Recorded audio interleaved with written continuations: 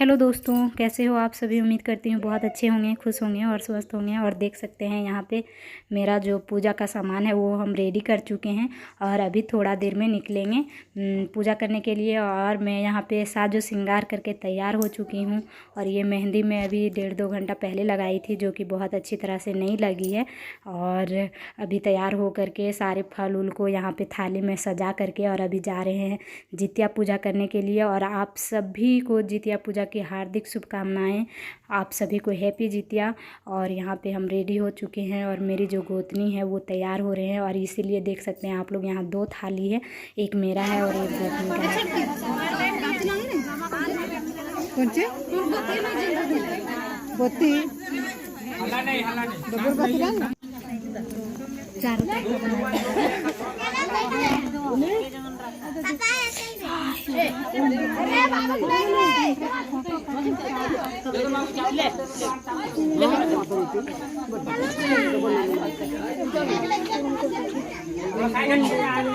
लो video बनाओ, कोई video बनाओ। थोड़ा सा साइड दीजिए, थोड़ा साइड दीजिए। खाली जगह पे गिरा दो, खाली जगह।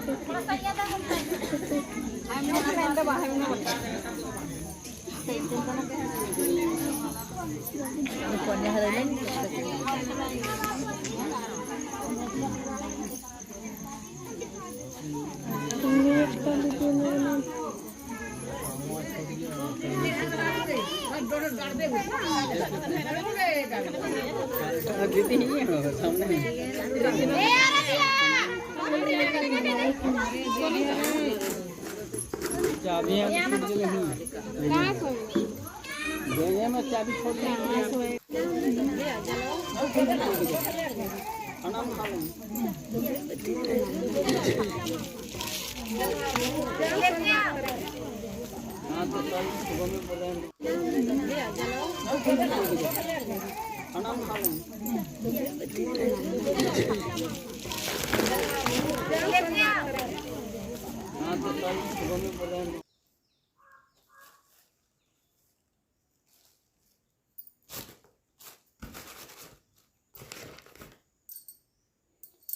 तो दोस्तों फाइनली इस तरह से हमारा जो जितिया पूजा होता है पूजा। और यहाँ पे सारा पूजा पाठ हो चुका है।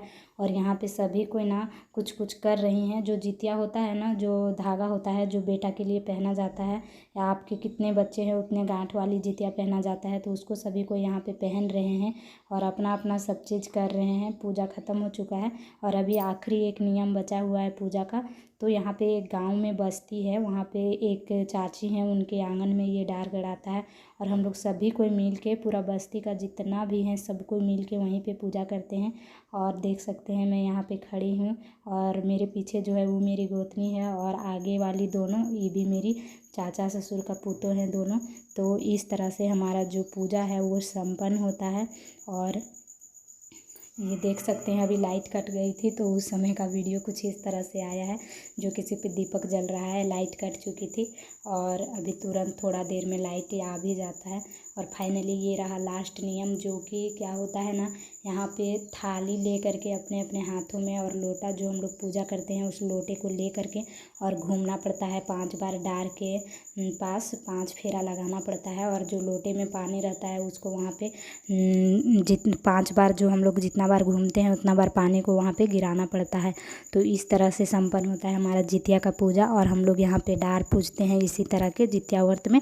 और झारखंड में इसी तरह से होता है। और जिनके यहाँ जो पूर्वजों के लिए किया जाता है, मॉर्निंग में वो खाना उना बनेगा और फिर सुबह में जिनके यहाँ देवता भूता रहता है, जैसे अपना घर का जो देवता पूर्वज पितर को जो मान्यता देते हैं वहाँ पे पूजा करते हैं।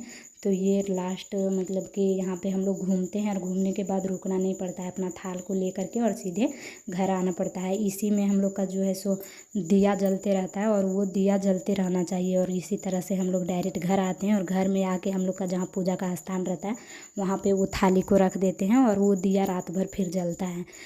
तो इस तरह से जितिया का पूजा संपन्न हुआ। घर आने के बाद में यहाँ पे बाबू लोग को जो होता है ना गेंडा, उसको बोला जाता है, धागा का रहता है, उसको बच्चों को बांधना पड़ता है। तो हम लोग यहाँ बहुत कोई मॉर्निंग में करता है पारण के टाइम, लेकिन हमारे यहाँ इसे इसी टाइम किया जाता है पूजा करके आने के बाद। तो देख सकते हैं यही है गांडा जो कि मैं पूजा करके आ चुकी थी, तो सोची अभी लगा देती हूँ। और ये बहुत ज़्यादा 30 घंटा लगभग हम लोग को फास्टिंग रखना पड़ा। बहुत दिक्कत हुआ हमको, तो बहुत ज़्यादा दिक्कत हुआ। इसके वजह से मैं आगे का वीडियो भी नहीं बना पाई। इतना मतलब छोटा बच्चा के साथ बाबू दूध पीता है और इसके साथ में पूरा 10, साढ़े 10, 11 बजे पारण करना पड़ा। नहा करके फिर पूजा किए घर में, उसके बाद तो बहुत दिक्कत हो गया था। और फिर यहाँ पे बड़ी वाली बेटी को भी नहीं किए हैं। तो ये रहे मेरे तीनों बच्चे, जो कि मेरी बेटी सबसे बड़ी है, सेकेंड में भी मेरी बेटी है और थर्ड में मेरा बेटा है। तो तीनों को ये करने के बाद और मेरा हालत इतना ख़राब हो गया था ना कि मैं कुछ कर ही नहीं पा रही थी।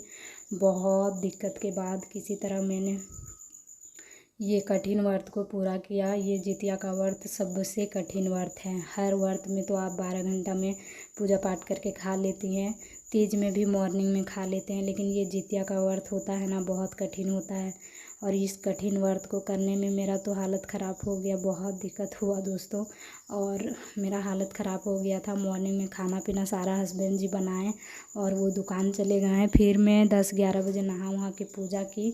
उसके बाद मेरा जो काम था वो दिन भर में कुछ भी नहीं की। खाना खाने के बाद तो इतना ख़राब स्थिति हो गया था क्या बताएं। और फाइनली इस तरह से मैंने इतने कठिन व्रत को पूरा कर लिया और अपने बच्चों के लिए। हर माँ चाहती है कि मेरे बच्चों को थोड़ा सा नाखून भी दर्द ना हो, उसके लिए चाहे हमें कितना भी दर्द क्यों ना हो, कितना भी कुछ क्यों ना करना पड़े। और फाइनली मैंने इस व्रत को पूरी तरह से, इतनी कठिन व्रत को पूरा कर लिया। और मैं आज बहुत खुश हूँ कि मैं ये व्रत इतने घंटे तक फास्टिंग रख के कर पाई अपने बच्चों के लिए। तो दोस्तों ये था मेरा तीज का ब्लॉग वीडियो। उम्मीद करती हूँ आप लोग को अच्छा लगा होगा। और आपके यहाँ कैसे मनाया जाता है कमेंट कर